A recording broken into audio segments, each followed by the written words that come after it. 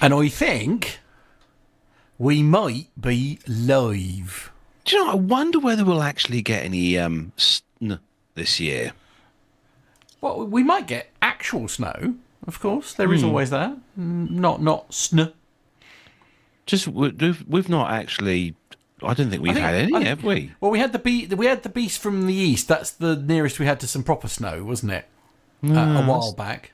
What, a few bits of ice? That's about it. No, the beast from the east, where we were like, it was like sort of 8-9 inches of snow and like drifts everywhere. Oh, that was years ago. Well, yeah. Well, no, it was like 2019 or whatever. Yeah, just that's before years ago. Have you had any actual white stuff, Nev? Yes, we did. Yes, yeah. Not a huge amount, and only lasted a day or so. But we have got some quite bad weather coming in from the Atlantic this weekend. I was reading some wind speeds between 60 and 90 miles per hour. Oh no! So for those regional airports around Bristol, Cardiff, and in Northern Ireland and southwest Scotland, it's going to be a bit lively, I would suggest. So do they have I was going to say, do they have the appropriate equipment to keep the airport open? That's the question. Oh yes, it's just have they got the appropriate crews to land the aircraft? That's there's that. Oh, well, yes, yeah. that's true. Yeah. Or do they get all dramatic and stop? Well, yes. Yeah. Oh, John Folk. Oh, hello. It disappeared then. I was about to read a chat room thing and then it disappeared. John's saying there's snow in Belgium last week. Yeah. So yes, my colleagues in our office in Schoten, just outside Antwerp. That's our where our European head office is. Have you seen Darren's comment? Yeah, well, he's in the Norwegian area, isn't he? So, Yeah. Yeah, but 25 centimetres, that's still a lot, right? Yeah, well, even for Oslo, it's probably, pretty standard, really, isn't it? Yeah, that's like a flurry. That is what I like about Scandinavia, is that it all keeps working, generally speaking, no matter how bad the weather is. Yeah. But anyway, I'm off to Helsinki, of course, in a few weeks' time.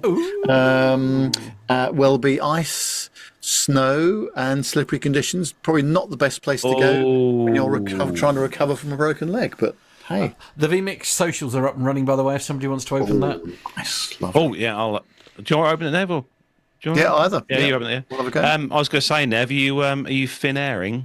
Yes, the A350-900. Yeah. Looking forward to that again. What an aircraft that is! That's lovely. So I'm treating Mrs. Nev to a business class experience on that. Nice. So, and the Finnair crews are so good as well. I really like them. Nice folks. And when Finnair BA wet leased some Finnair A320s and A321s, I think it was last year or the year before, we had the Finnair crews as well on some domestic routes and the routes down to Portugal. They were brilliant.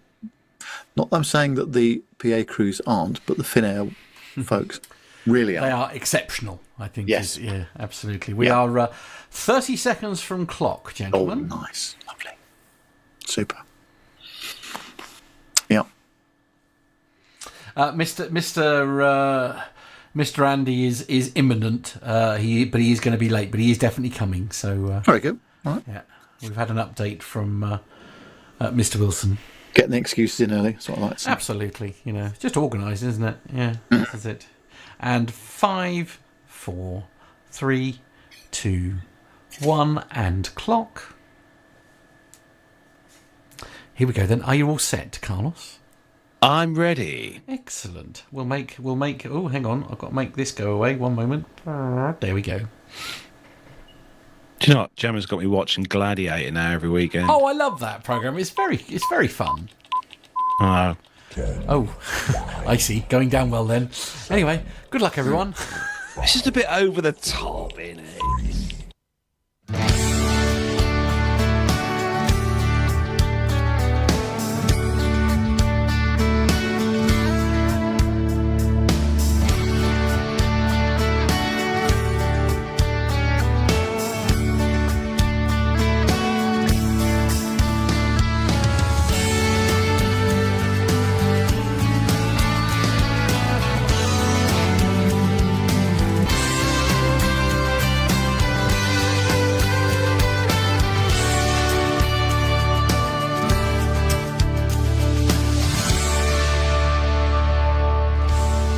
Well, hello and welcome to episode 535 of the Plain Talking UK podcast. I am Carlos, and in this week's show, one airline lands its aircraft wherever it wants.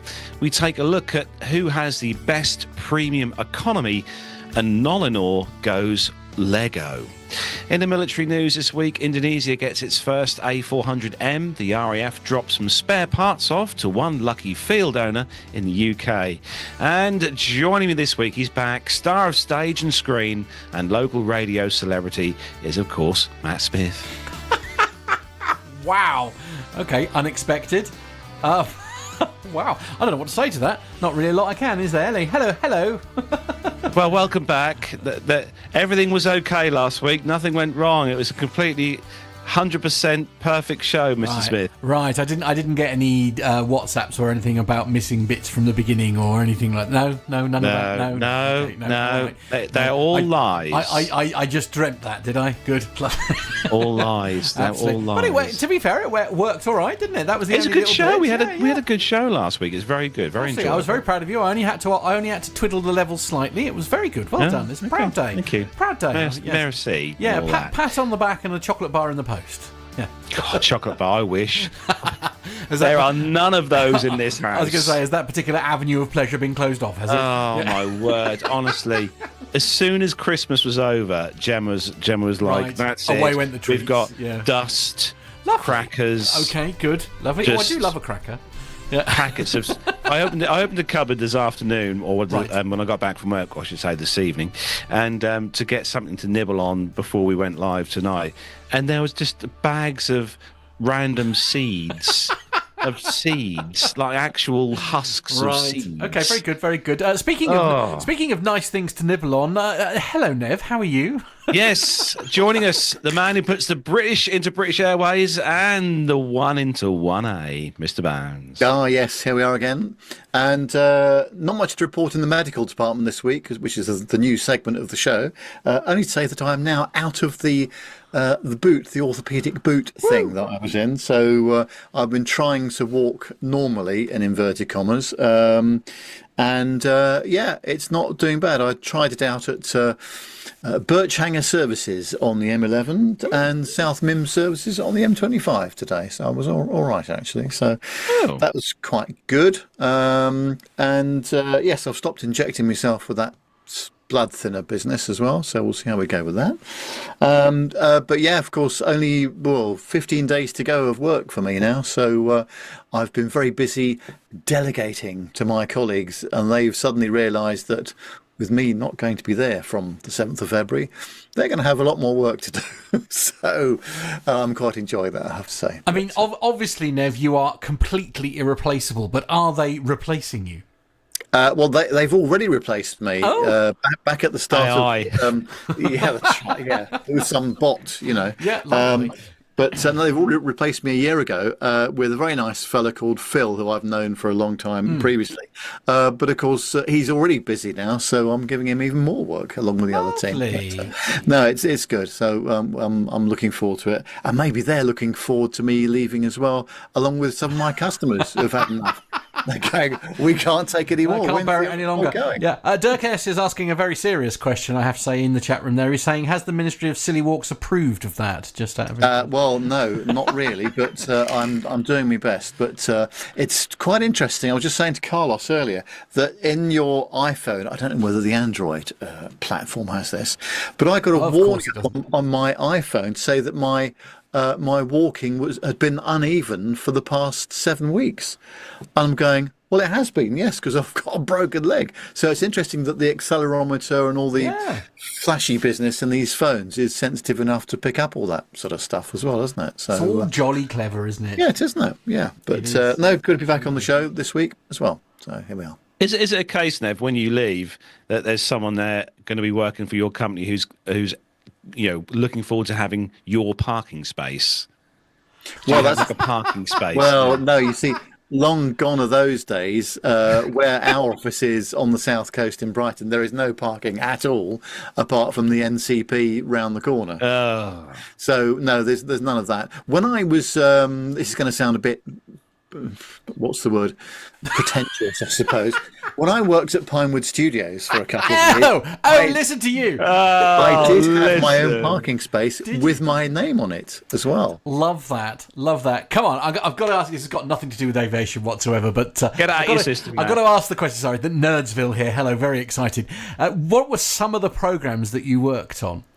Well, we did some of the playback for some of the Bond movies, and we did some of the where they've got video walls and that kind of stuff. We wouldn't be needing it now, but in order to synchronise the film camera with the video wall, you have to muck about with the frame rates and the refresh rates. You don't get any of that now because it's all high def and it's all standard stuff. But back in the day, when the film camera was running at 24 frames per second and the video wall was running at 25 frames per second, you need to do a lot of fiddling about to make it look nice on camera. No, it was a great couple of years that I worked there. I learnt so much as well back in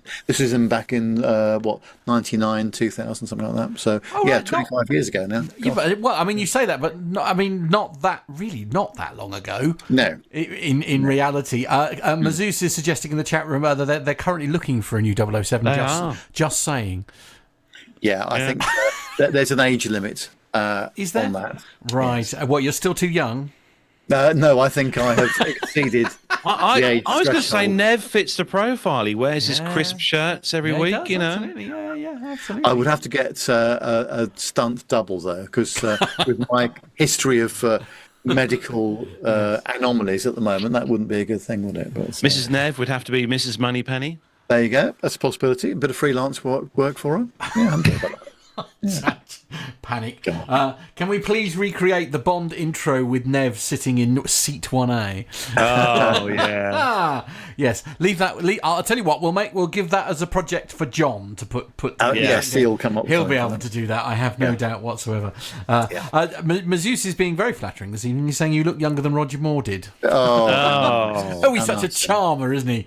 Yes. I think this new camera's very flattering. Isn't it is absolutely. And he's also booked another dinner in Norwich next time you're that way, I think. But yes, we could do with one of those. I really enjoyed that last one. So yes, absolutely. There's a couple of nice places if you like your Asian fusion food. By the way, Nev, a couple of places I'd love to take you round by the Playhouse Exo Kitchen. Utterly incredible. Do you know what it reminds me of, Nev? Carlos, it reminds me of Chan.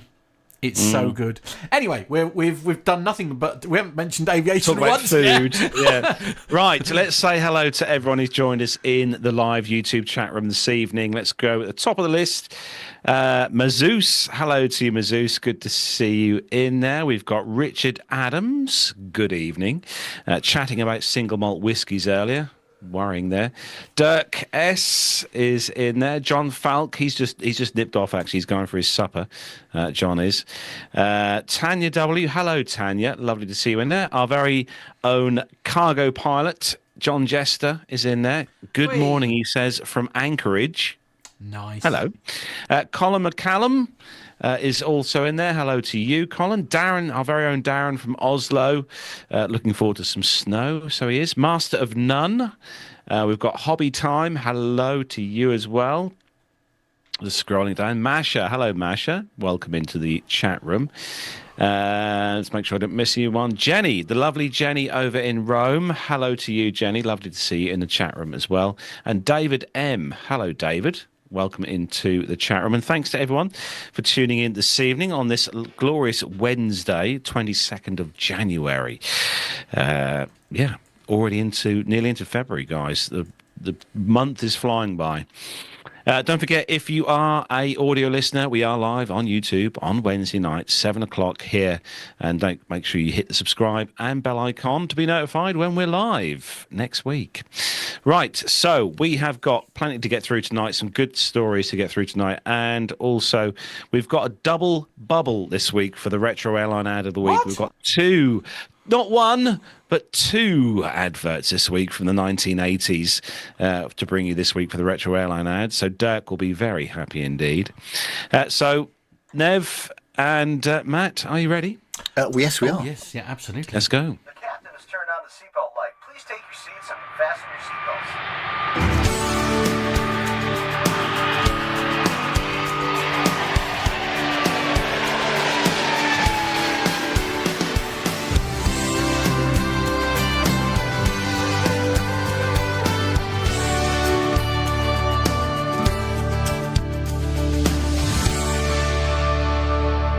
So the first story this week comes to us from Aviation 2z.com or 2Z. And do you know, I think it's like every week we have a story. We have a story about either fights breaking out on airlines and stuff, don't we, Matt? But it seems like recently we've had stories nearly enough every show about a certain airline having issues. And again, this week, Pakistan International Airlines pilots land on the wrong runway. Never a great thing to do. Pakistan International Airlines faces renewed security and safety concerns after flight PK-150 landed on an unlit runway at Lahore Airport on the 17th of January, marking the latest incident in the airline's troubled operational history. According to Flight Radar 24, the flight took off from Daman at 11:30 p.m. and after being airborne for approximately 3 hours, the flight made a diversion to Lahore. The flight was operated by over 11-year-old Airbus A320, registration Alpha Papa Bravo Oscar November, and diverted to Lahore from its intended destination of Multan due to heavy fog conditions. Air traffic control cleared the aircraft to land on runway 36 right, but the flight crew touched down on runway 36 left, which had all of its lights deactivated at the time of the incident. The airline management responded by grounding both the captain and the first officer pending an investigation. The incident comes at a particularly sensitive time for PIA, which recently received clearance from safety regulators to resume operations in Europe. PIA's operational challenges extend beyond this latest incident. The airline's history includes controversial maintenance practices, such as ritualistic sacrifices of goats, documented cases of passengers overcrowding, and the discovery of pilots operating with fraudulent licenses. You remember we covered that story a while back. Aviation experts have highlighted significant deficiencies in cockpit resource management or crew resource management throughout the organisation. Financial instability compounds these operational issues, and the airline struggles to maintain basic operations, including security and sufficient jet fuel for its flights. The Pakistani government efforts to privatise the airline and the carrier have met fierce resistance from employees, resulting in violent protests involving law enforcement, deployment of rubber bullets, water cannons and tear gas. The privatisation initiative aims to address deep-rooted corruption within the organisation, where the airline reportedly functions as a system of patronage.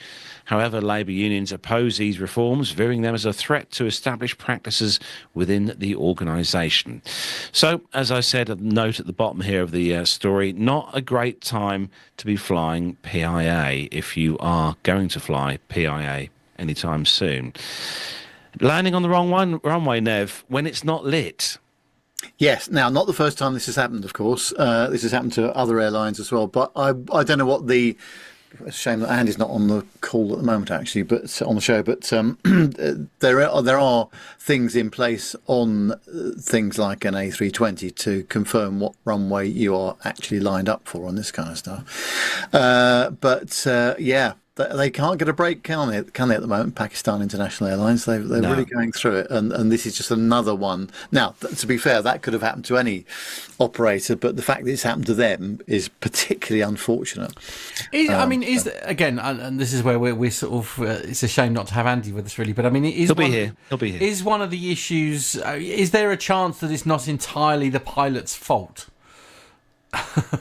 Well, the thing is landing on the correct runway is a bit fundamental. Now, whether it's an ILS approach or a visual approach or whatever they're doing, both crew have to be sure that they're lined up for the correct runway. When you've got parallel runways like that, if it's on an ILS, there is identification in the cockpit as to what runway they're lined up for.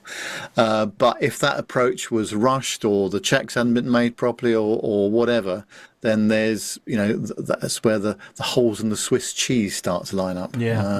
John Jester makes some good comments, Nev, in the chat room. He does. You And see if that, yeah? I could only if I could see them, yes. Yes, he says pretty big deal if it means that they program the wrong runway into the box. Right. And, yeah. So again, and this is my naivety here, and perhaps John will be able to answer the question in the interim here. But I guess it's only one-way communication.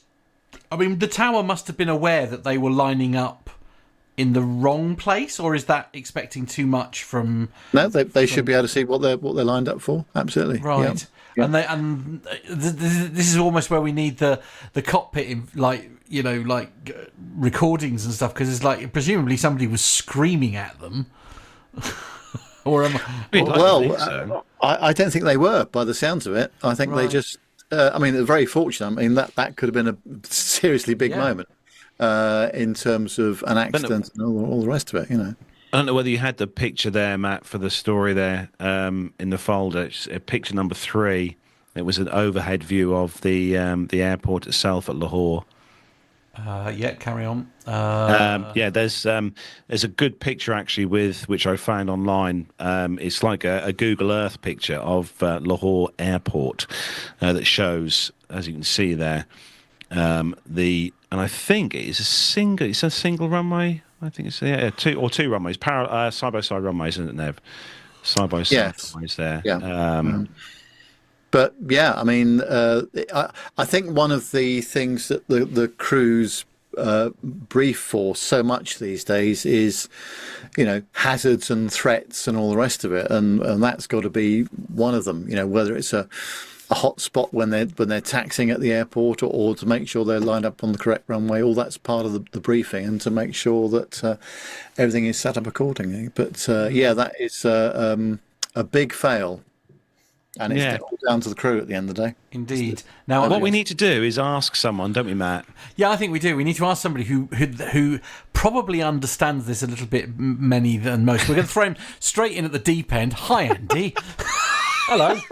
No time for you to settle in and sort of get running here. We're talking about the just remind Andy of the story. So, Carlos. Andy, we've got Pakistan International Airlines A320 that landed on an unlit runway at Lahore Airport last week. The airport is at Lahore is kind of a runway left and right. Is it what was the runways? No, 3-6. 3-6 left and 3-6 right. With the the runway they landed on was completely unlit. John Jester made a comment in the chat room just a moment ago saying that they must have probably programmed the FMC incorrectly. I mean, what are your thoughts on this? If they'd flown an approach down to an unlit runway, they'll probably... What aircraft type was... Oh, it's a 320, of course it was. It must have been in the box for them to follow it down to the runway, which would say to me that they are programmed in the wrong runway. But why, when they looked outside, if they did look outside, I hope they did they not go, oh, this runway's not lit? Let's go around. Or even, did they question it? Did they say, you haven't turned the runway lights on? No. Well, and this is the bit that's confusing me, because I was saying to Nev, surely to goodness they were literally, somebody should have been screaming at them. Do you know what I mean? Like surely the tower must have known that they were pointing in the wrong direction or coming in on approach on the wrong thing. I mean, is there like two-way communication between the ground and that, or is it a lot all in the? Absolutely, but those two runways are quite close together, and the tower won't be. If the tower was sat at the ends of the runways, then they'd be able to see very clearly which one it was lined up on. But because they'll have a sort of a parallax error from where they are sat, it'd be very difficult to tell which runway they're actually pointing towards. But I just don't understand why in the flight deck they didn't go, this doesn't look right, ask the question, or just bin it, go around and then find out. What's the function on the Airbus aircraft? I can't remember what it's called, where there's a automatic call out that actually tells you what runway you're lined up for. I can't remember. That's for takeoff, really. Is it? Okay.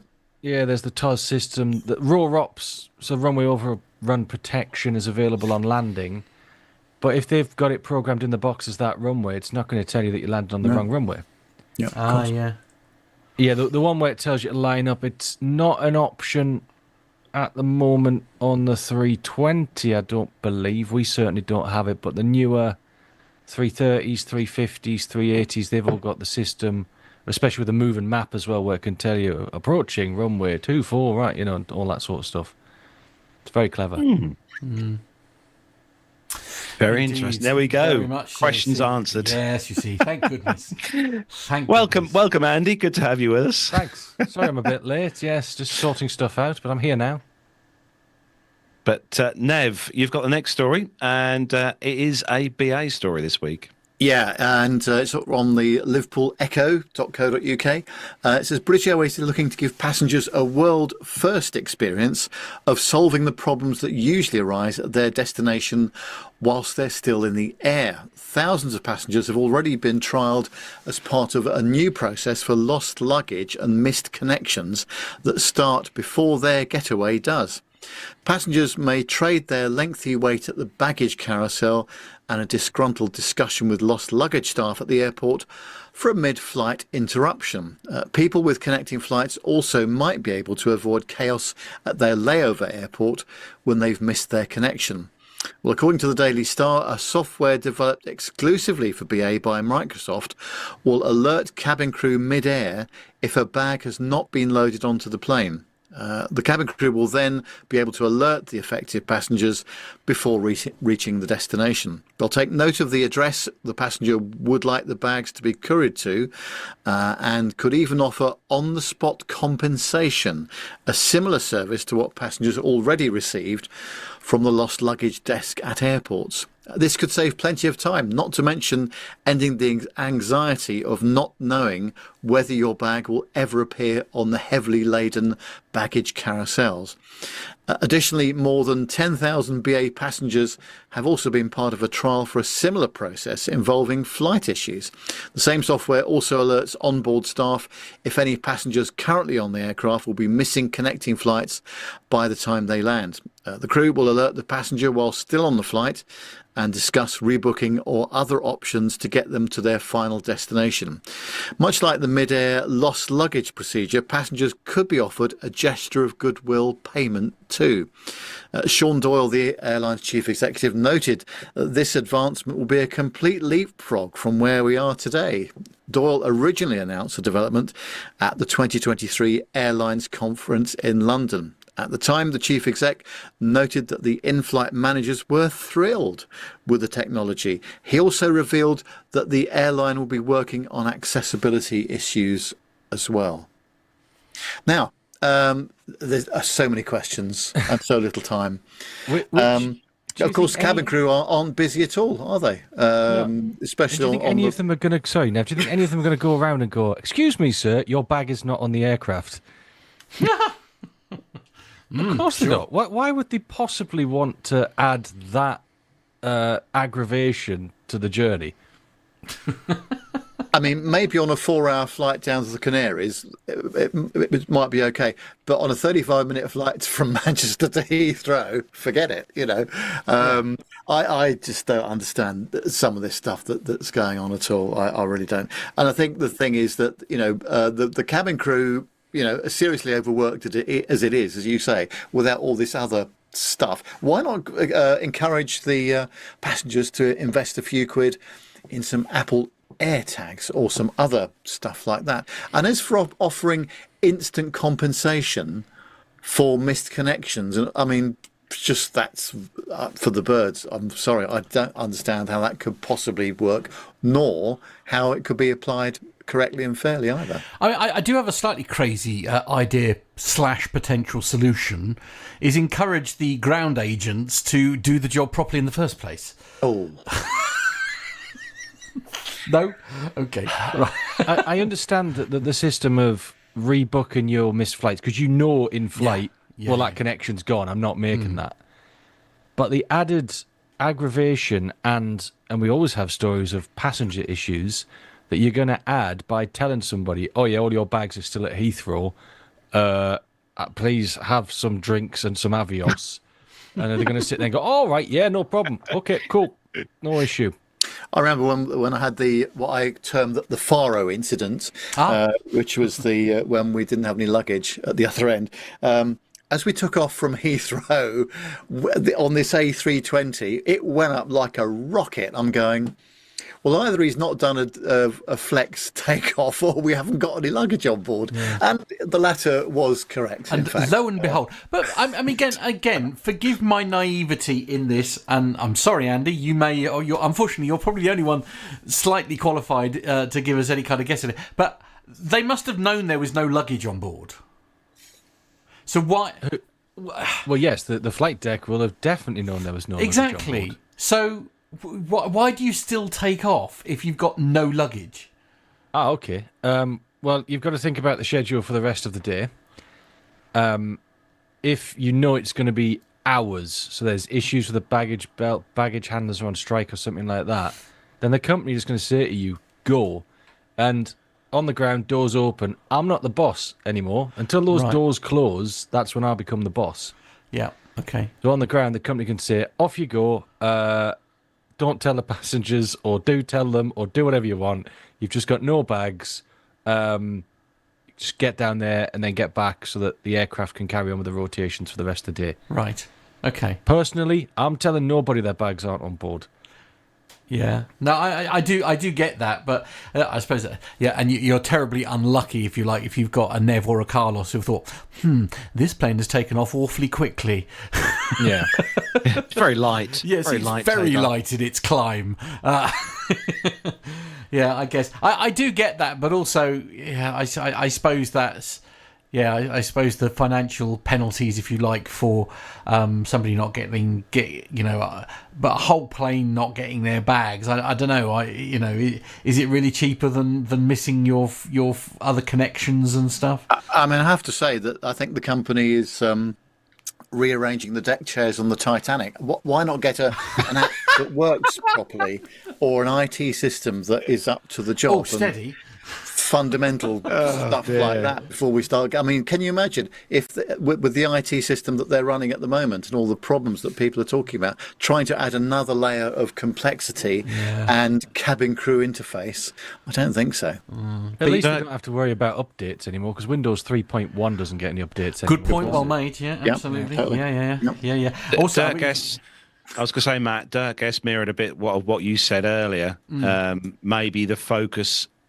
Maybe they should focus all the technology on the loading in the first place. I mean, because there are scenarios where it is, as you say, and like Andy's saying there, like, if a baggage belt has broken and there isn't one anywhere near, they can't it's not a simple task of just like rerouting, is it? I mean, if it's, so I guess that it's one of those, isn't it? But trouble is those who have put their bags underneath have probably brought with them quite a lot of stuff with them in comparison to those of us who are tight and try and do it all in our hand luggage. It's going to annoy those people the most, especially these days with the low cost carriers and stuff. They've had to pay quite a significant amount of money for that to not get loaded. I like John Jester's comment there in the chat room.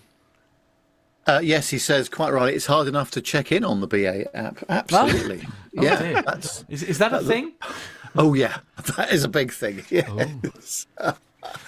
Oh dear. But there we are. So I think I'll try this out in a couple of weeks' time, actually, where Darren says that Finnair displays your connecting flight gate on the seat back IFR. Oh. I'll have a look at that. So does Emirates. Emirates do the same thing. Yeah, they do. Do they? Yeah, they do. Yeah, absolutely. Yeah. Yeah. Right, Matt. Confirm. Yes. You've got a next story, and it's bad news if you're off, or if you want to head towards Spain and want to use Ryanair.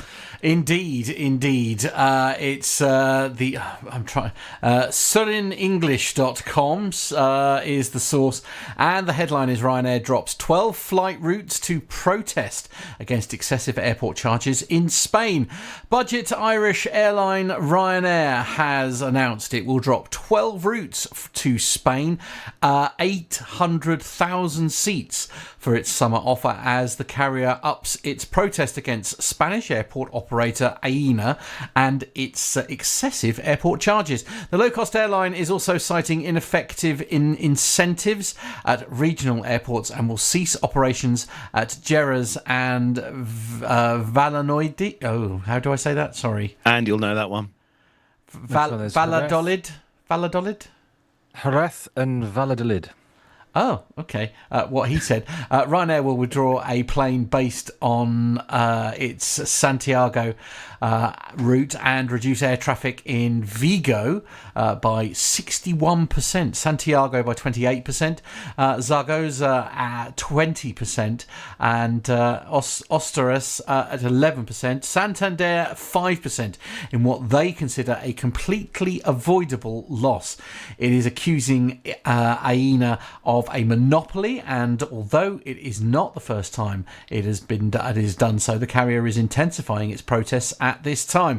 Following the announcement, Jerez City Council said Aena does not have the capacity to reduce taxes. It is not good news that Ryanair is cancelling its operations at this airport next summer, and it would be necessary to analyse this case with Aena and at the same time continue working, as has been the case up till now, to recover other routes, the council said in a statement. The company that runs the airport described Ryanair's claims as spurious and pointed out that the demands of the airline, which wants a reduction in airport taxes, could be against the law. The airport operator regrets that Ryanair uses spurious arguments that do not correspond to the reality of airport rates in Spain to confuse the public and shamelessly put pressure on national and regional public institutions, a statement has said. The average fare airlines will pay to Aena from the 1st of March will be €10.35 per passenger, the lowest in Europe, the operator pointed out, and said that Ryanair increased its activity by 8.75% in 2024 with the same rate. The operator also pointed out that data for the summer of 2025 season shows Ryanair's overall seat capacity in Spain is set to grow compared to last summer, despite reductions at some regional airports. The carrier's chief executive, Eddie Wilson, pointed out an increase of 1.5 million seats for next summer, despite cutting its offer at smaller airports by 18%. Aena pointed out that the regional airports have access to commercial incentives that can reduce rates to approximately €2 per passenger. The operator also claimed that Ryanair's decision to reduce operations in regional areas while growing at other larger tourist airports demonstrates a commercial choice, not a response to airport fees. Now, forgive my naivety here, but when it comes to airport taxes, my understanding was that it was passed on directly, because they have to, passed on directly to the passenger. Yeah, and I think this is just a very good bit of PR. All those airfields that they fly into, they don't scream bucket and spade routes, do they? No. I think they've wanted to reduce capacity in here, and they're using it as an opportunity to put the boot into Aena to try and get them to drop their charges elsewhere. But yes, that does get passed on to passengers. So essentially, it's not Ryanair that's out of pocket on this one. Is I guess what I'm alluding to. So which I guess they're not seeing the demand on those routes because of the extra cost on them. Possibly, yeah, fair, yeah. But again, like Asturias, Santander, sort of northern Spain, very hilly, mountainy. There's people who do want to go there, but it's not the same quantity of people who want to go to nice, sunny southern Spain. No, that's true. Are there any places you've flown into, Andy, yourself? Asturias, plenty of times, yeah. Mm. It's a tricky old airport, Asturias. Oh, is it? Nestled in between some very large hills, yeah. Ah, hills or mountains? Yeah, mountains. Yeah, the Northern Pyrenees, essentially. Nice. Oh, right. Oh, gosh. Right. Yes. Okay. Fair. Yeah. Right. Sticking with you, Andy. Yes. With the next story. Nice little Airbus one for you. Yes, this is from Aerotime.aero, and Eurowings plan to replace A319 fleet with 40 brand new, get ready for it, Boeing 737 MAX 8s. Eurowings will replace its fleet of A319s and older A320 models with 40 brand new 737 MAX 8 jets after the Lufthansa Group confirmed the allocation. Lufthansa Group placed an order for 40 new Boeing 737 MAX 8 and options for 60 more in December 23, but disclosed on January the 20th, 2024 that Eurowings would be the owner of the aircraft. Eurowings has established itself as the Europe's point-to-point airline of Lufthansa Group with a convincing strategy, and thanks to its outstanding employees in an extremely competitive market, the company's strategic focus on expanding its tourism business and its consistent expansion in Europe is paying off for the entire Lufthansa Group, said Carsten Spohr, chairman of the executive board and CEO of Lufthansa Group. He added, "Our decision today is well-deserved and a strong signal for a successful future of Eurowings." The fleet's modernisation is being described as one of the largest in European aviation, and it's scheduled to begin in 2027 with the arrival of the first brand new aircraft. Lufthansa highlighted the decision to allocate the aircraft to Eurowings as further proof of its significant process towards more sustainable flying, and said that the order equated to a $5 billion fleet investment. The new short and medium-haul jets will be reconfigured with a redesigned cabin for more comfort on board and space for up to 189 passengers. With 40 state-of-the-art aircraft, we are laying the foundations for a successful Eurowings future that is geared towards ambitious, sustainable goals. The largest investment in our company's history shows that we are rapidly making progress towards low-emission flying through significant lower fuel consumption, lower emissions, and significantly less noise, said the CEO of Eurowings. He added, "The high-cost efficiency of the new jets also enables us to continue to offer Eurowings customers fair and attractive fares. Without such a technological leap, an airline will hardly be able to operate successfully on the market in the 2030s. When Lufthansa Group announced the order for these 40 Boeing aircraft, the company also confirmed the firm purchase of 40 Airbus A220s for Lufthansa City Airlines." There we go. So, now, what they don't mention in that thing is the cost of crew retraining, which must be substantial to swap that's a good point, Nev. 319s and 320s. And I wonder why they didn't go for the new Neo Airbus aircraft when they switched manufacturers completely, and that's a massive investment in training and operation. I would have thought. The backlog of 320 family Neo aircraft is phenomenal. You're looking at many years, so I'm guessing they managed to get these in. And I think as well that they do have some 737 experience from the past. Well, certainly within Lufthansa Group. Lufthansa have flown the 737. In fact, they had the 100 as well back in the day, and the 200 and so on. They have the facilities in their own Lufthansa training centre. I think they can train just about any current type rating there now. But you're right, it is still quite a hefty cost to retrain a brand new type rating for all the crew. Yeah. But good news for Boeing, though. Yeah. At least they've got a decent size order in. They've just got to produce the aircraft now. That's it. Which might be a delay. But sticking with Boeing, the next one, this comes to us from the scramble.nl. And I think we covered a story about the retirement of this, or one of the other aircraft here on this story a while back. But NASA's Boeing 777 arrives in Waco. So on the 13th of January, NASA's new 777, registered as November 577 November Alpha, arrived in Waco, Texas. The aircraft will replace the now retired DC-8 and will be used for sensor development, satellite sensor verification, and basic research studies of the Earth's surface and atmosphere. It's not yet known when the aircraft will be delivered to NASA's Armstrong Flight Research Center. Most likely, additional modifications will be made by L3 Harris Technologies in Waco. The National Aeronautics and Space Administration, or NASA, acquired the 777 back in December 2022. According to NASA's fiscal 23 budget documents, the aircraft was purchased under the budget for under $30 million US. The 777, previously operated by Japan Airlines as registration Juliet Alpha 704 Juliet, which was MSN 32892. 2 had been stored at Victorville, Southern California Logistics Airport since May 2020. On the 15th of December 2022, it was flown under the US registration November 774 Lima Gulf to the storage facility to Langley Air Force Base, where it underwent through a series of modifications at the NASA's Langley Research Center.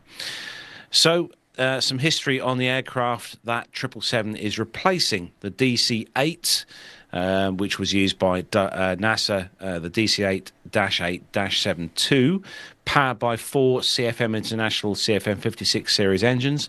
The aircraft was originally built back in 1969, delivered to Alitalia as India Delta India Whiskey Kilo. In 1979, it was transferred to Braniff International Airways. And in 1984, Quiet Nacelle Corporation acquired the DC-8 and replaced its JT3D engines with those CFM56s. NASA acquired the DC-8 in 1986 and began using it as a flying science laboratory. Now, I think you had some pictures there, didn't you, Matt, of the in the folder? No? No. Oh, okay. That's unusual. Yes, sorry, found them, yeah. Yeah, the 777 there. I don't think that had a lot to do with the paintwork of that, because I know Japan Airlines' livery is quite bare white anyway. But the DC-8, I think, still looks so good, Nev, even after all these years. Kind of was a great aircraft, and it was used for, well, it had a long life, and I still think there's some flying cargo around the world. Yeah, it was a very versatile aircraft, wasn't it? And no, absolutely brilliant piece of engineering. Probably not the quietest, but then it was of an age when it was, wasn't it? But yeah, absolutely. I think it looks nice as well, doesn't it? Yeah. They always say if an aircraft looks nice, it probably flies nicely as well. I love on the DC-8 the 2 little nostrils under the nose. That's the pack inlets. Oh, is it? Oh, okay. Yeah. Right at the front of the nose, yeah. Looks like someone's dinged it into the gate. Yeah, it does, doesn't it? Yeah, It looks like a... If you go back to that previous one you had, Matt, you can see it really clearly. That one. Oh, yeah. Oh, yeah. Look at that. Ooh. There you go. There you go. See, It still looks really strange with those CFMs. Oh, no, it looks great. DC-8 Super 70, yeah, beautiful. Yeah. But yeah, the 777 is a massive aircraft to replace it. They must be fitting it with a lot of equipment. Well, they've got the money. Well, Yeah, but I guess it burns a heck of a lot less fuel. Yeah. Definitely. And that's something we have to think about these days, isn't it? Oh, Yeah. that's what the airline's thinking about. And I'm sure NASA has to think about those things as well, even with their big bank balance that they probably have. But Matt, you have got the next story, and it's good news for Swissport. Indeed. Aviationsourcenews.com is where we're going for this particular story. And Swissport secures Lufthansa ground handling contract at Heathrow Airport.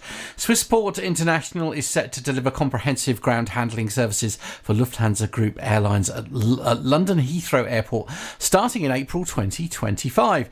The newly secured 5-year agreement showcases Swissport's extensive experience in managing large-scale airport operations and reinforces its position as a global leader in aviation services. The major contract positions Swissport to manage over 40 daily flights for Lufthansa Group carriers at one of the world's premier airports. The contract will extend through to 2030. Services will span passenger assistance, ramp operations, baggage handling, aircraft cleaning, cargo management, and premium lounge services. This comprehensive service package will support all flights operated by Lufthansa, Swiss, Austrian Airlines, and Brussels Airlines. It will ensure a consistent and high-quality support across the airline group. Karen Cox, CEO of Swissport UK and Ireland, spoke with enthusiasm about the partnership. This extension of our collaboration with Lufthansa Group at their largest overseas hub demonstrates their confidence in our capabilities. Our dedication to safety, environment, environmental responsibility, innovative solutions, and exceptional customer service perfectly matches Lufthansa's group operational standards. We're committed to delivering seamless, safe operations that mean both airline requirements and passenger expectations at this crucial international gateway. In preparation for the April launch, Swissport is making substantial investments in new ground service equipment. This will aim to ensure optimal performance from day one, demonstrating its environmental commitment. Over 80% of the new motorised vehicles will be electric. This will mark a significant step forward in reducing the carbon footprint of airport operations. All new equipment at Heathrow will feature advanced damage prevention systems, essential for maintaining efficient airport operations and protecting valuable airport aviation assets. The implementation of state-of-the-art technology extends beyond just equipment. Swissport plans to introduce innovative digital solutions for real-time flight monitoring, resource allocation and passenger processing. These technological advancements will enhance operational efficiency and contribute to improved on-time performance for Lufthansa Group flights.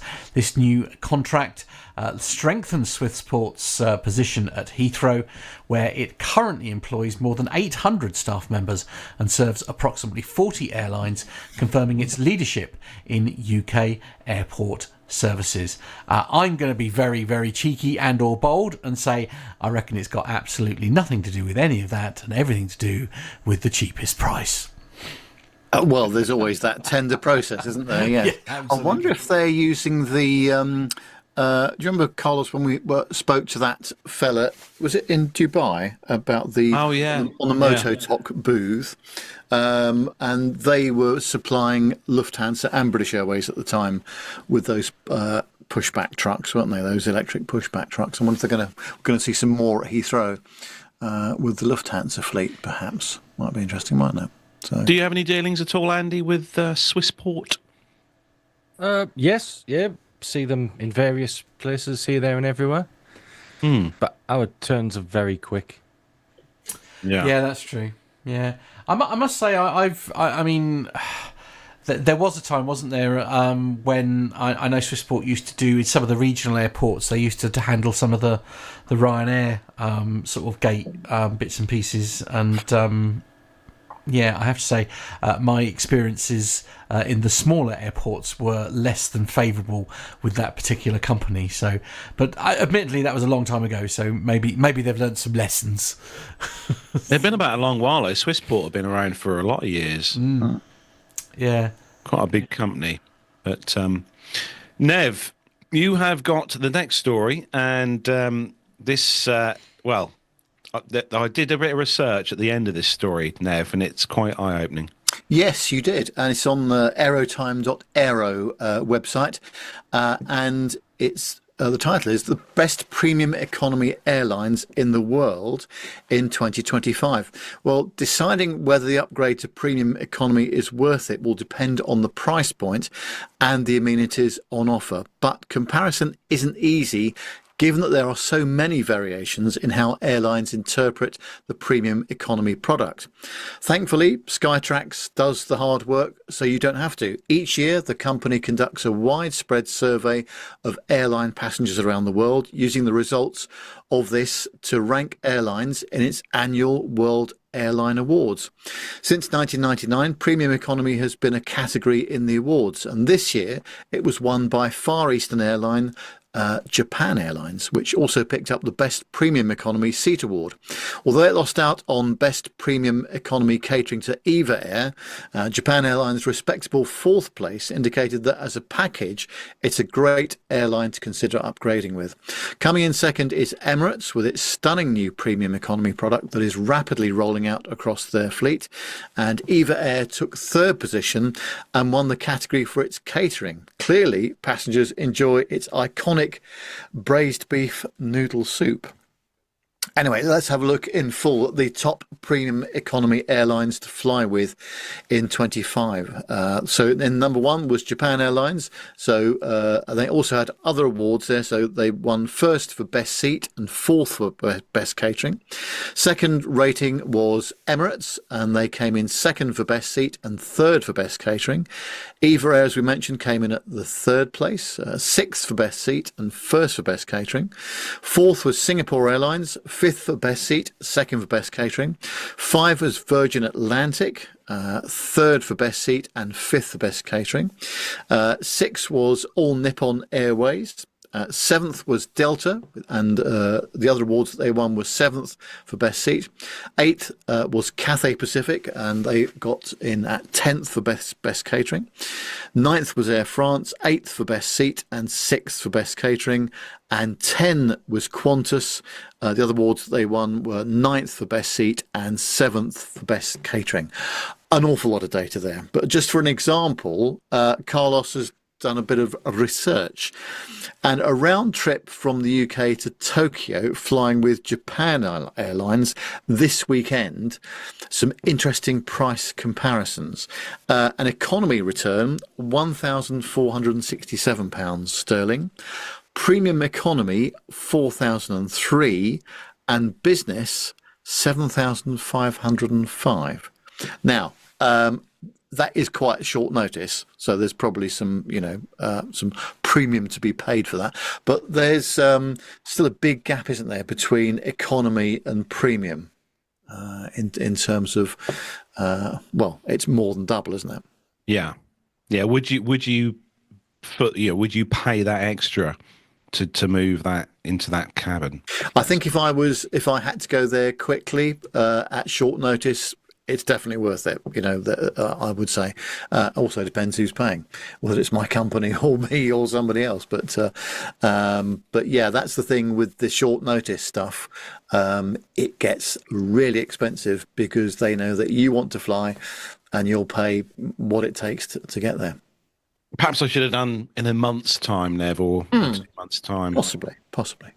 But yeah, it's quite eye-watering, I think. But one thing that surprises me, seeing it online when they released it last year, and obviously the videos that have been on YouTube as well, if you've ever had a chance to look at Emirates premium economy seats in the cabin, it is absolutely stunning what Emirates have done with that premium cabin.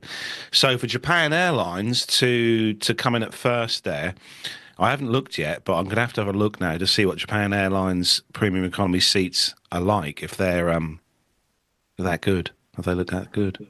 Yeah, no, interesting. But for those longer sectors, I think you've got, well, I'm saying this, but depends who's paying again. But the premium economy offering is quite a significant upgrade over the economy seats, isn't it? Usually. Oh, just dip in the pension pot now. Get yourself a nice comfy seat.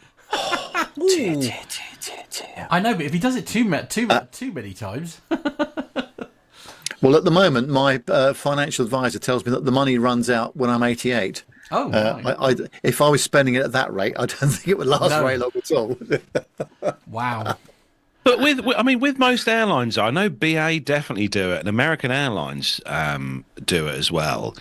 But if you purchase especially if you purchase a premium economy ticket, you often get an email, don't you, Nev, to offer you an upgrade into, say, business class from premium. Yeah, and I think at the time. Yeah, it depends on the status you've got with the airline very often. But yeah, those premium economy sections are quite nice because they're not very big, but they can be overbooked, and therefore they might look to bump people up to business if there's capacity and they want to bring people up from economy into premium, or they've just oversold that particular cabin, perhaps. Yeah.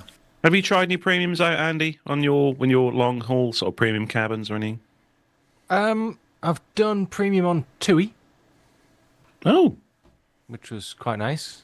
But normally I go for business. Of course. Listen to it. Honestly, I'm so sorry. What was I thinking?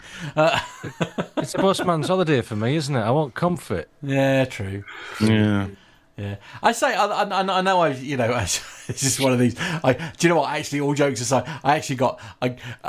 I've obviously been mentioning it a bit too much at work, but I sort of said, I can't remember how we were talking about. We were talking about like economy seats and stuff, and I said literally the words of, well, actually, when I went to Dubai, the seats to, the economy seats with Emirates were out of this world, and then one of my colleagues in the office went, "Did you go to Dubai, Matt?" "Oh, you've never mentioned it." I thought, "Oh, hello." I may have officially been rumbled. So I suspect I've been talking about my trip to Dubai a little bit too much at work, it seems. You're right. You're actually right, though, Matt. The economy seats with Emirates are blooming good. Genuinely, really good. Genuinely, it was. I got lucky. So when I went to the States, so Armando very kindly sort of like dealt with all the booking and all that kind of thing, and I had like the biggest amount of legroom I've ever had in front of me in my entire life, because he sort of, is it bulkhead seats? But there was a decent gap between me and there. But the seat behind, which was also the premium economy, didn't have anywhere near the kind of legroom that you'd sort of expect for a premium product. And certainly nowhere near the amount of room that I had in a standard economy seat on the Emirates flight. I mean, it was a real shock. It's like when I flew with BA last week from Milan to Heathrow. I wasn't in club, but I got an overwing seat. I had more room than anybody in club, I had nobody else sat in the row with me. Nice. So, and they offered me the upgrade a few hours before. Oh, you can upgrade for £145. I said, "No, you're all right, mate. What's that, 145 quid for a lukewarm meal? No, I'm fine, thanks."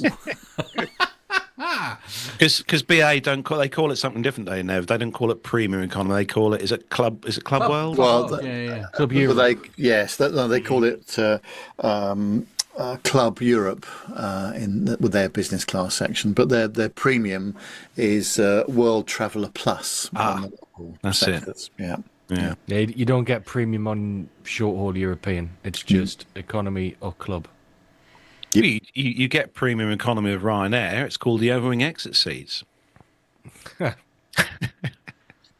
Well, they are near enough, and you pay through the nose for them. Yeah. Well, yeah, that is true. Yeah. Andy, you've got the next story. Yes. This one's from aviation.a2z.com. It's EasyJet passenger arrested over unruly behaviour at Manchester Airport. Law enforcement officials arrested an EasyJet passenger in her 50s at Manchester Airport following disorderly conduct on a flight from Belfast City Airport. The incident occurred upon the flight's arrival at approximately 8:50 p.m. on Friday, with Manchester police responding to reports of intoxicated and disruptive behaviour on board. Social media footage documents flight attendants confronting the passenger and warning of police intervention. The video concludes with law enforcement personnel boarding the aircraft and removing the woman from the plane, the Belfast Telegraph reported. Eyewitness Sean O'Core, is she related to the famous cause, 44, reported the passenger directed discriminatory remarks towards multiple ethnic and religious groups. The disruptive behaviour included verbal attacks against Muslims and Ukrainian individuals, according to Core's account to the Manchester Evening News. Core detailed the passenger's location several rows ahead, noting the impact on nearby travellers, particularly a couple seated behind the woman and children present on the flight. The witness emphasised the contrast between the passenger's age and behaviour, expressing surprise at such conduct from a middle-aged individual. The situation intensified towards the flight's conclusion, with the cabin crew maintaining professional control throughout the disturbance, and police authorities confirmed the passenger's arrest for drunken disorderly conduct, transferring her to custody following the landing. EasyJet has detailed the police intervention on flight EZY714 from Belfast City on January the 17th, where cabin crew confronted disruptive passenger behaviour. And the airline confirmed that the police met the aircraft on arrival. The airline emphasised their cabin crew's specialised training in situational assessment, highlighting their swift response to maintain flight safety. And EasyJet stated the crew's actions prevented any compromise to passenger security during the incident. And the police also confirmed that they attended, arrested her, and she remained in custody for questioning. So there we go. Another case of drunk, disruptive passengers. And well done to the crew. How do they manage it on a, 25-minute, 30-minute flight from Belfast City to Manchester? Yeah, she must have been battered in the terminal. I'm very surprised she got on board the aircraft. Well, yeah. I was going to say she couldn't have got tanked up in that short period of time on the aircraft, surely. No. But it sounds like, as always, cabin crew have done a fantastic job, and the GMP want to have a word, don't they? So, Yes, Fine. the Ban. guys that meet you at Manchester are normally quite burly and quite heavily armed as well. You don't want to mess about with them. Sure. God, dear. Are we gonna keep seeing this all the time? Is this ever gonna stop? No, of course it's not. I don't even. As I say, I think the trouble is even if they banned it even if they banned alcohol on board, I think people would just get tanked up before they got on. You know, so unless they started getting strict at the gates, Which they should be doing. Yeah. They should be denying boarding to anybody at the gate who is clearly intoxicated. It's against the law in the air navigation order to be drunk on an aircraft. Yeah. So it should be happening at the gate. Just ridiculous in this day and age, honestly. Wasn't it Ryanair last week? O'Leary was calling for more restrictions at UK airports. Well, that was Drinking. a couple of weeks back. Last week we had the breakdown of the diversion costs, didn't we? Yeah, that's it, yeah. But you think people would learn? You would honestly... Perhaps what they need to do is at all the gates at the airports across the UK, they should have big banners saying, if you disrupt this flight, be prepared for an immediate withdrawal from your bank account of... Yeah. 15 grand. There needs to be more education as well. You can have 5 or 6 pints in the airport, and all right, you're probably fairly tipsy. The second you get into that lower oxygen atmosphere at altitude, that gets multiplied several times. Yeah, wasn't it one of the I forget who was it? One of the flight deck crew once told me basically the certainly in regular pressurised aircraft that a whiskey on the ground is effectively 2 in the air in terms of the effect. Yeah, so if you've had 5, 6 pints, you get airborne, you're looking at 12 pints in your system, and that never ends well for anybody, does it? No. Although, Matt, we did enjoy our pint of Guinness before we flew back from Ireland, didn't we? We did, but we were admittedly it was like 6 o'clock in the morning or whatever it was, and we were quite sensible though. I mean, we just had one for no other reason. I don't think we were any trouble per se. No, we just enjoyed ourselves and wanted to have that one last pint of Guinness. Although weirdly, I was looking at the picture only the other day, Carlos, and you and I looked very pale. Oh, yeah. First thing in the morning. I'm going to blame it. I'm going to blame it on the airport lighting. That's what it was. Yeah, absolutely. Poor lighting. Now, Nev, you've got the next story, and it's about. And I honestly, if this airline ever flies, we'll have to see, won't we? It's on flightglobal.com, and it says that Portuguese maintenance, repair and overhaul firm Mesa is to service the global A380 ahead of commercial operations. And it's going to carry out servicing of the UK startup Global Airlines following its ferry flight to Bahia. The aircraft arrived from Dresden, where it had undergone heavy maintenance on the 17th of January. Mesa, which has facilities at Lisbon as well as Bahia, says it will undertake routine maintenance on the A380 along with cabin improvements to prepare the jet for commercial operations. It adds that it will assist with applying the would-be carrier's unique livery to the aircraft's fuselage. The Global Airlines A380 project presents a significant opportunity to Mesa to enhance its position as a global leader in the aviation MRO sector, says Chief Executive David Cruz. Our ability to support such a complex and iconic aircraft highlights our ongoing commitment to excellence, safety and innovation.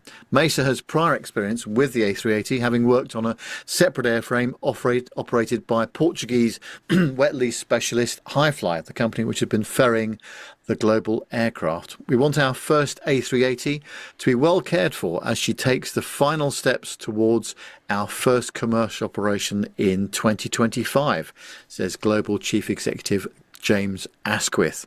He adds that the 380 is the most complex of aircraft and insists the first example will be not be the last A380 we bring to Bahia. So he's already being rather bold with that statement, say that this is the first of more than one aircraft.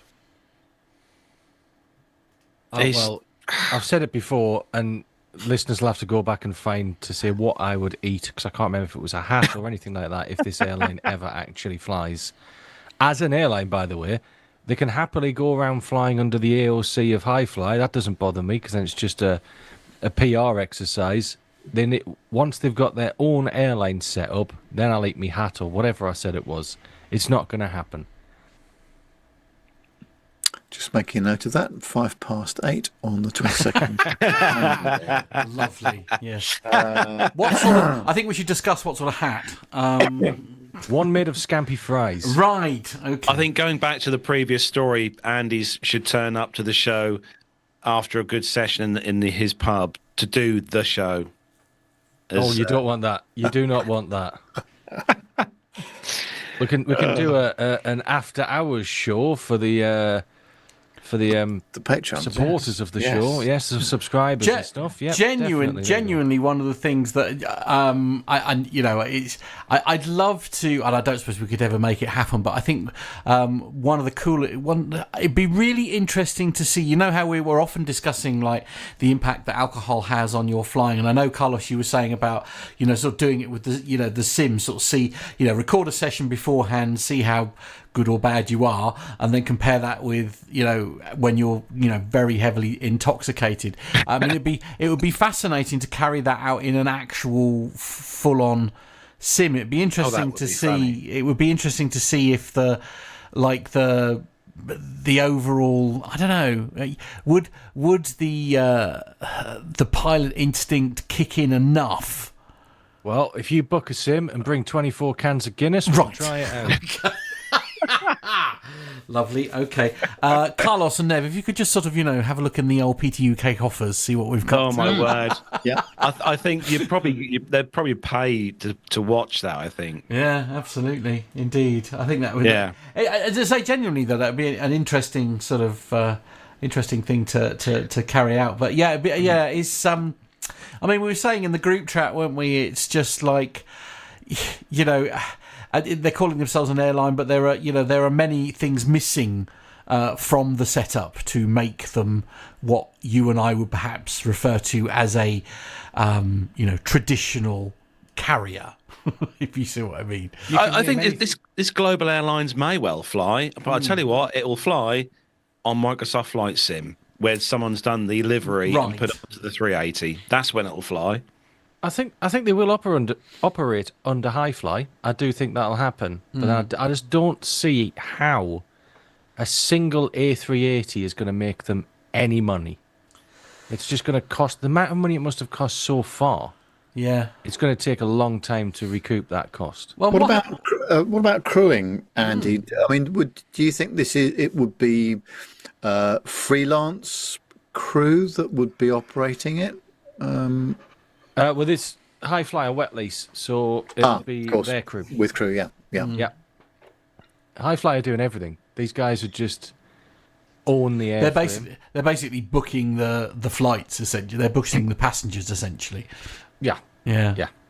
But as you say, again, that the same problem is there, and it's not. And I'm not saying that any tech issue would be a serious one, but there are lots of very minor things that could ground an aircraft, meaning it can't go up in the air. And if you've only got one A380, what happens then? Well, it's very fortunate they're using high fly, because high fly will have they've got some quite high density A340s still kicking about. Right. That will be able to take the passengers, but these guys are selling this luxury on an aircraft, and then to be told, right, sorry about this, you're now going on an all economy A340 for the next 9.5 hours on your jump. Ooh. I don't think that'll go down well, and they certainly won't get passengers rebooking. No. Yeah. No, good point. Right, we'll run a PTUK sweepstake. We'll get that sorted out. Probably not.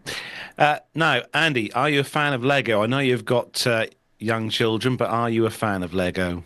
Oh, yes, as you know, I've got Concorde over there on the shelf, made of Lego. I got the Home Alone house for Christmas. Wow. And I also got This little one as well. I don't know if you can see it. Little Formula One. little McLaren.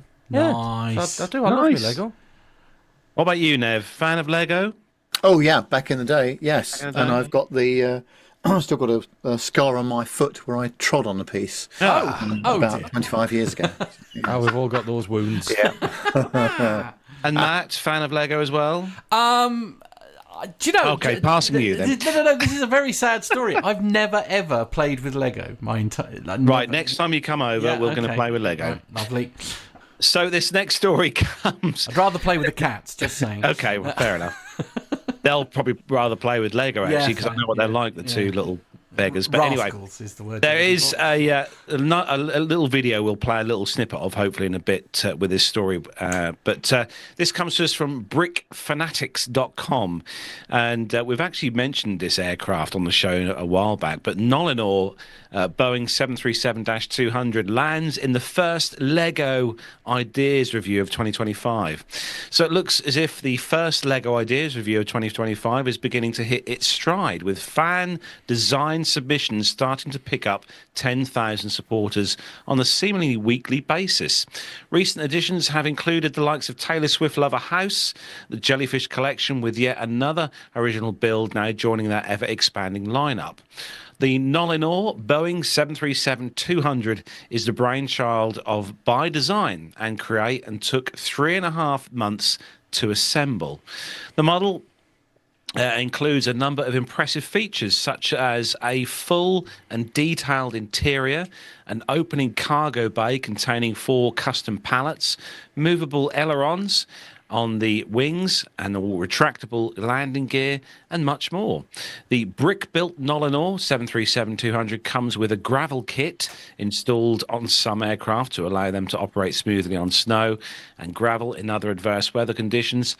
And the Lego Ideas submission also boasts custom forklift and tug models, with the later based on a real vehicle called Thick Boy. The Lego Ideas version of the Nolinor 737 was inspired by a variant of the aircraft launched in 1968, originally built for United Airlines.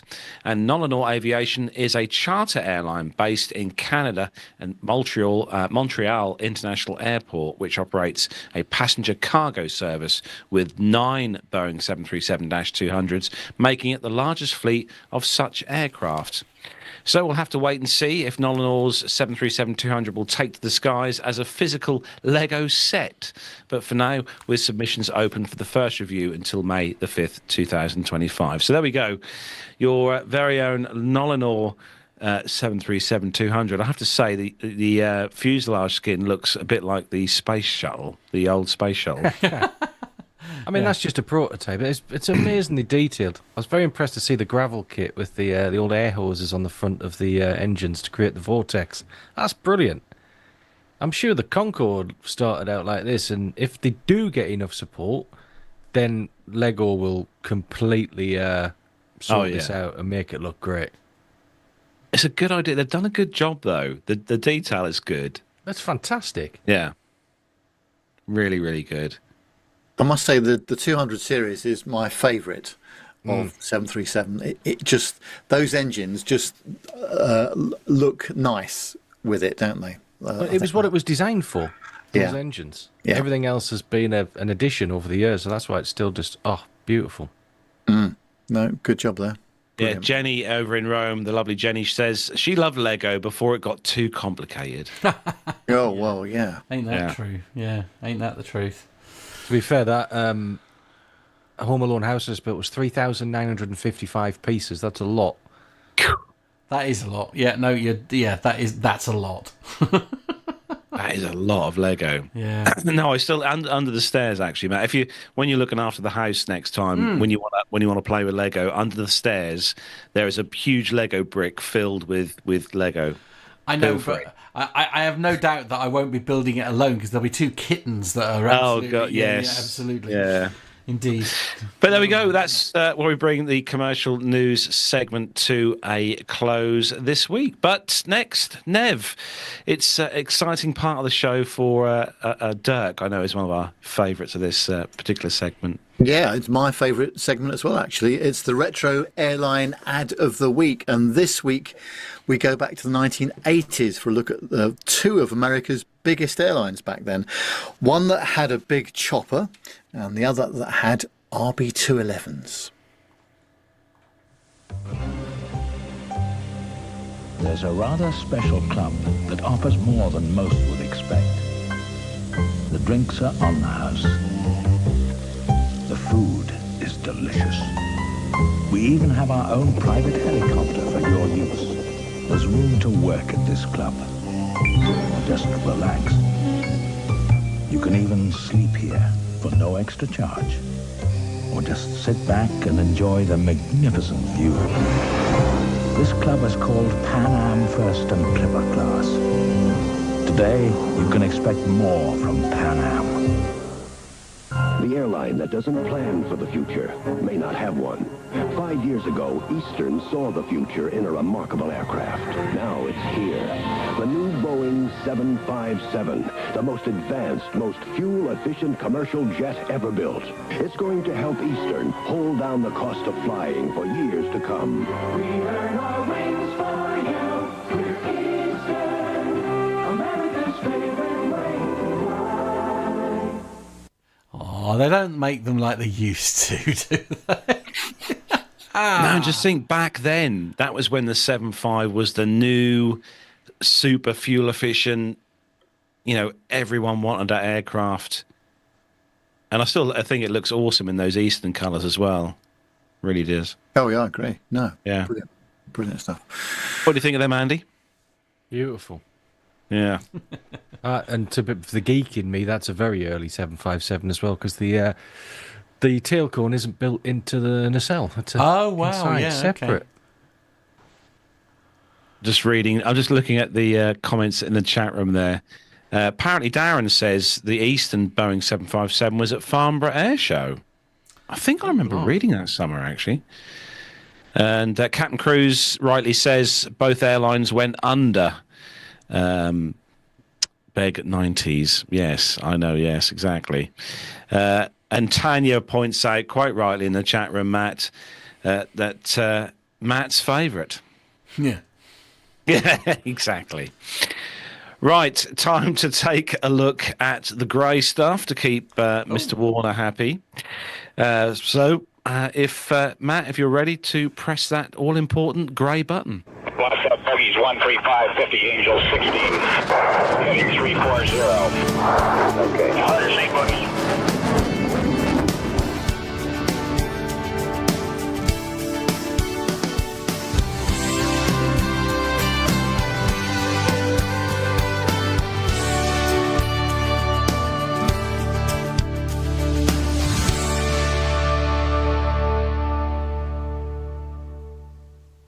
And the first story this week is from FlightGlobal.com. Indonesia's lead A400M advances in final assembly ahead of year-end delivery.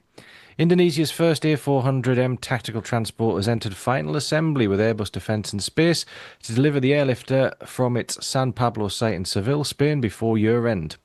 During this phase of assembly, key production milestones have been completed, including the attachment of the horizontal tailplane to the vertical tailplane and the integration of the wings to the fuselage, the airframer says.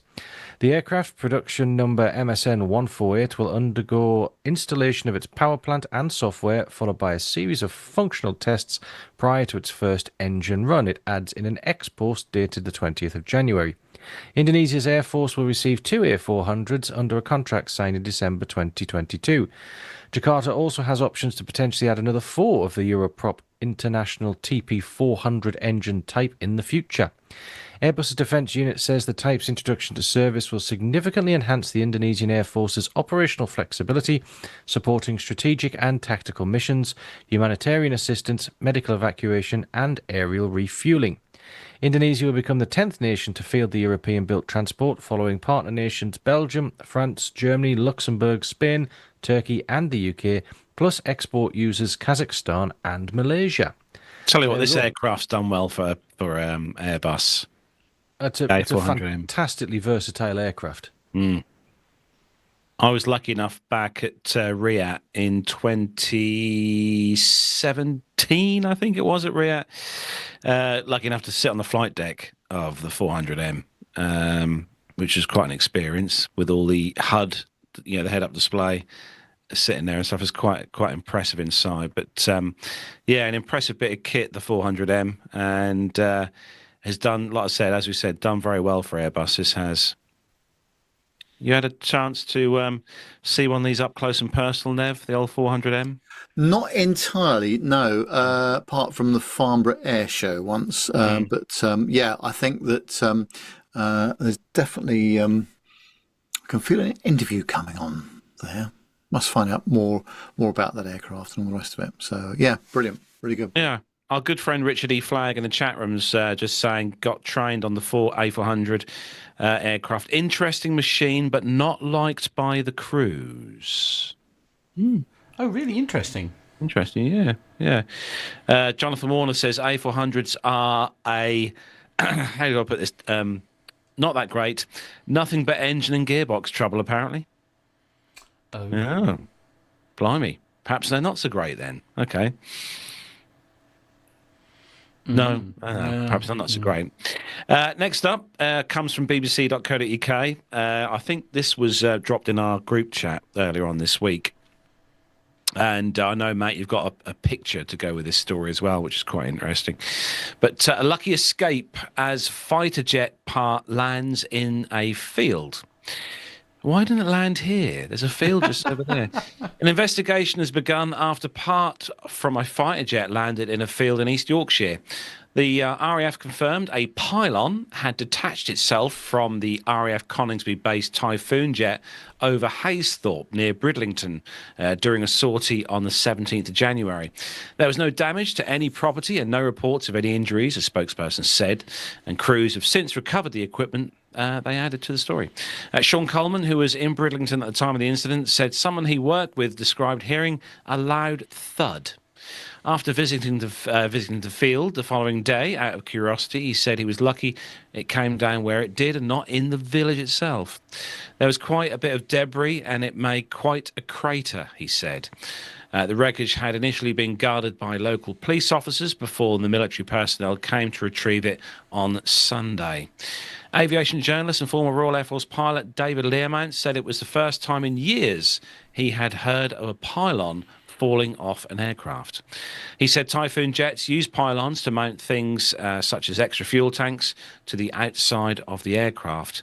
It's literally just a structure onto which an additional equipment can be bolted for particular missions, he said. It's quite a heavy piece of equipment and I'm glad there was no persons or animals underneath it because they wouldn't have survived if it had hit them. In his opinion, he said the most likely cause of the failure was some sort of error when the pylons are being mounted. Either that, and I think it's slightly less likely, a failure in one of the attachment parts, he added. Mr. Learmount said there was a lot of military activity in the skies over Lincolnshire and Yorkshire. However, he said due to the rural landscape of the region, any objects falling from planes were likely to land in open country. Well, it's just as well, really, isn't it? They do their operational sorties or the training in these kind of areas for that reason. But if anyone from the Royal Air Force is listening and they want to drop a pylon or any bits of equipment over the east coast here, feel free. There is a large field just over to the right here near where I live. I don't know if something's been lost in translation here, but that looks like something fell off a pylon. It doesn't look like a pylon to me. It looks like equipment that's fallen off one. Yeah. Oh, yeah. Matt's got the picture there. A pylon's just an attachment point. Yeah, that is. Yeah, true. So I think they're being a bit economical with the truth there. It looks like it's got some equipment. It's probably sensitive stuff. So good job the police guarded it. Jonathan Warner says in the chat room, looks like a sniper targeting pod. Well, he'd know, obviously. Yeah. And if anyone would know, it would be Jonathan Warner. Dirk S is giving his own feedback. He says it was a weather balloon. Oh, okay. I couldn't tell you what any of them look like, really. No, but yeah.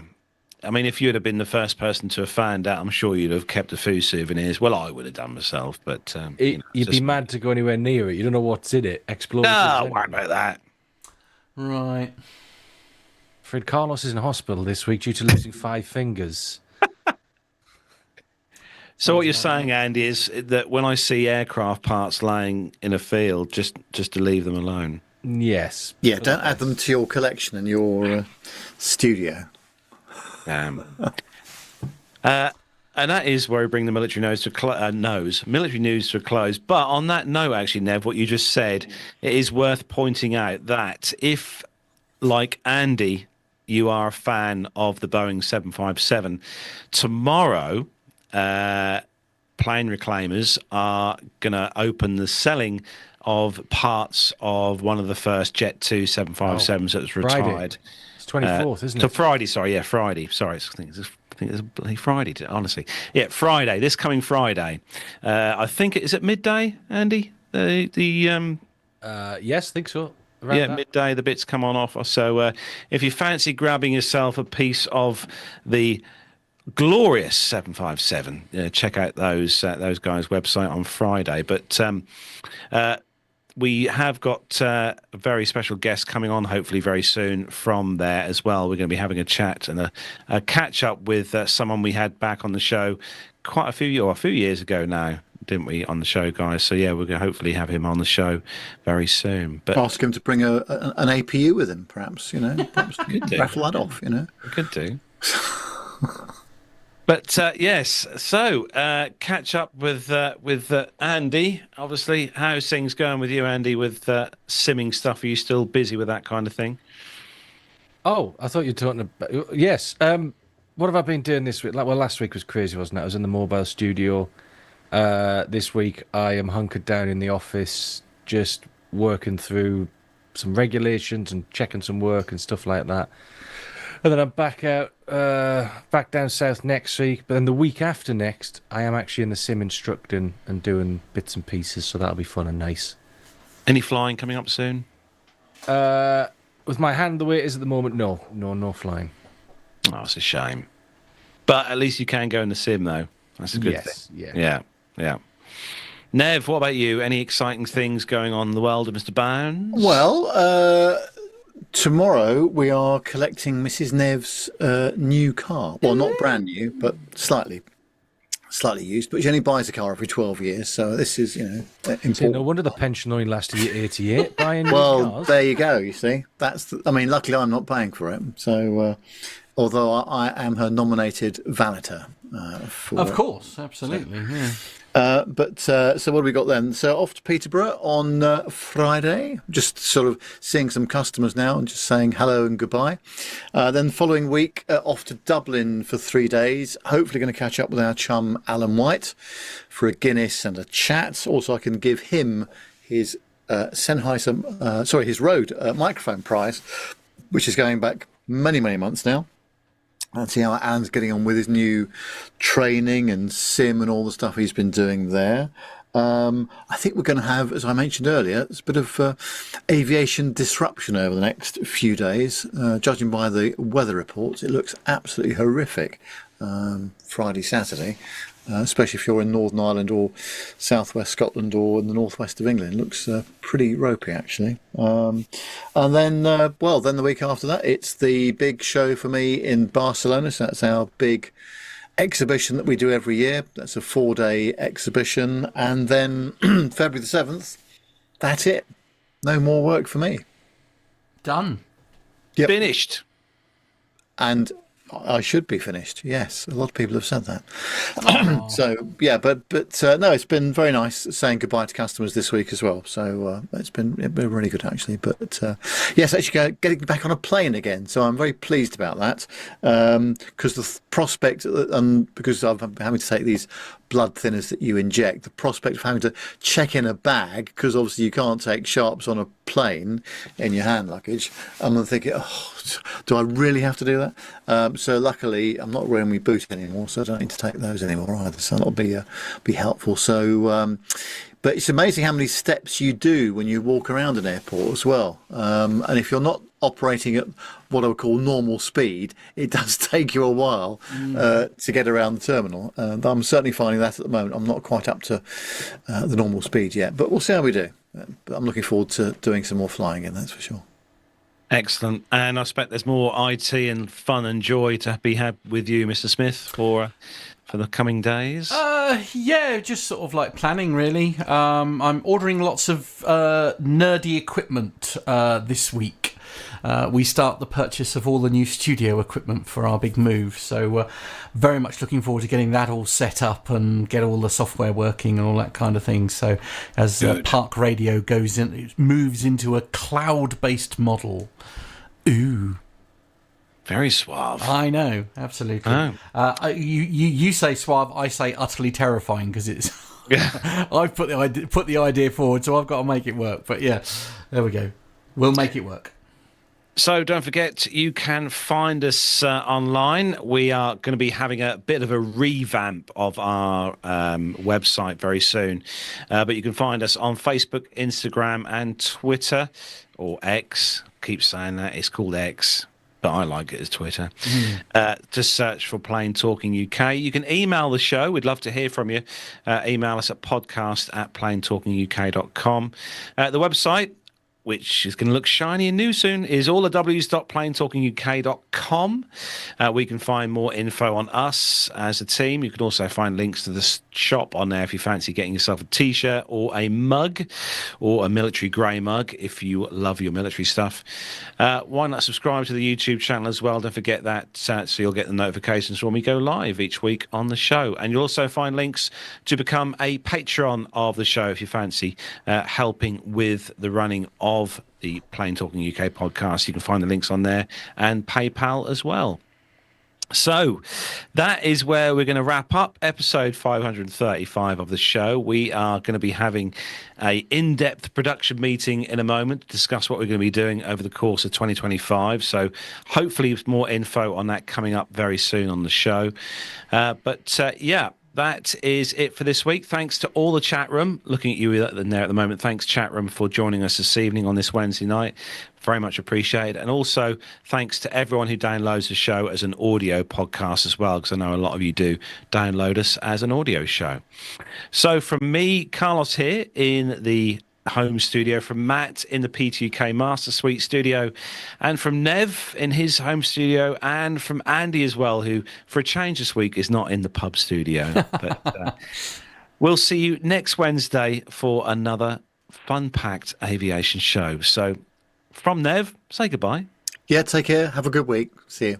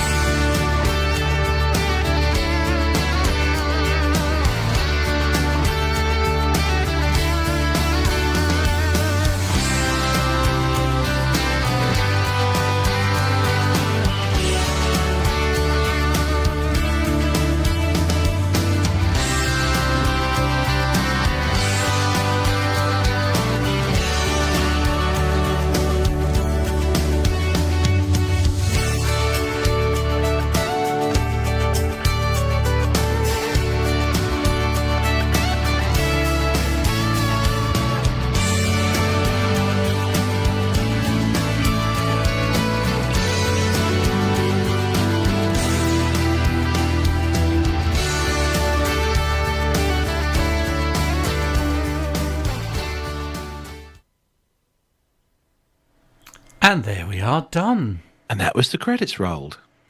That was the credits rolled. Well done. Very exciting. There we are.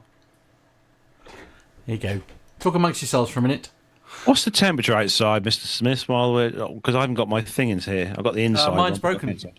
Oh, okay. Fair enough. Just wondered. Mine's broken. I just don't want it to freeze tonight because I haven't covered the vehicle. Oh, I thought your Jeep would have been an all-weather, all-terrain machine. No, unlike the trusty Ford, no heated windscreen. Oh.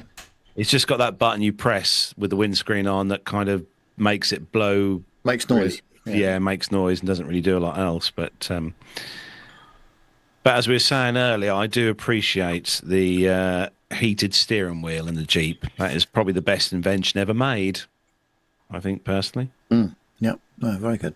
Very good indeed.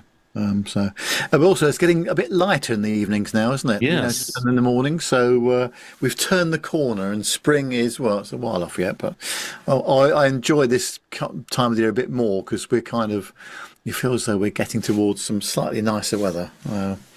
Judging by the amount of salt on the road, I mean, it's just horrific, isn't it? It looks like we've just done the Paris-Dakar rally or something.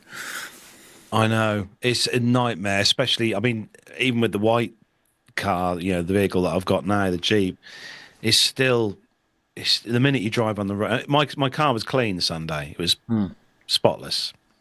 And it's virtually grey now. Just a waste of time, isn't it?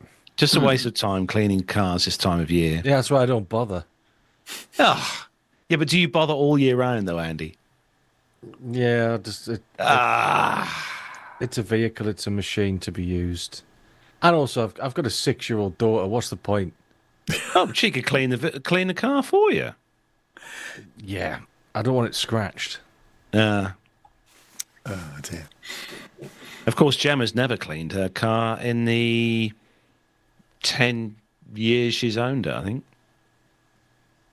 And I honestly, that is truth. That is the honest truth. Gemma has never cleaned her car since she's had it. It's always me. As Matt knows, because I normally do it generally when Matt's on air on Sundays. But, yeah. Is Sue the same, Nev? Yeah, although she did give me a hand to clean my car the other week when I was a little bit more, not fully functioning on my legs, so that was quite handy. But no, I don't think she has cleaned her car ever since she's owned it, and I'm sure that will apply to the new one tomorrow as well. So it'll be my responsibility, which I don't mind. I quite like. Yeah, I know. It's therapeutic. It's therapeutic, yeah. But right, we better disperse and have our little chin wag for a half hour and let all these lovely people get back to their Wednesday evening. So thanks again, everyone in the chat room, for joining us tonight. Very much appreciated. And hopefully in the not too distant future, over the next sort of few weeks, as I said on the show, we are going to be getting a special guest in from St Athan over at the Plane Reclaimers on the show. So that'll be good fun. We're going to get him back on the show to have a chat. But are you going to get on the website this weekend, Andy, on Friday? No, I don't want any bits. You don't want any bits? No? No. Okay. Not of a 7.5. I told you, I only want bits of things that have flown. I'm still working on that. Okay. Fair. Yeah. I'm not going to sit there at all Friday at work. Right. With the website open. Okay. Jolly good. Well, that wouldn't change what you do on a Friday anyway, would it? No. To be fair, no. The only thing that would make it more perfect would a beer in hand whilst doing so. Oh, that would be lovely. I have got a fridge, though, so technically I could do that. No, dear, you're at work. No. It's with a lovely brewery, literally. No, I know. A 5-minute walk away. It's just the small matter of driving home. Yeah, that is a fucker, isn't it? Yeah. Anyway. Right, okay. So that is it, guys. Have a great rest of the week and rest of the week and weekend. And, final words from you, Mr. Nev? Yeah, well, we'll be back on Wednesday of next week, although I shan't be here because I will be in the fine city of Dublin, having a pint of Guinness, hopefully with Alan White and one or two other people. So I shan't be back next Wednesday, but the rest of the team will be. Meanwhile, hope you have a nice rest of the week and weekend, and bye for now.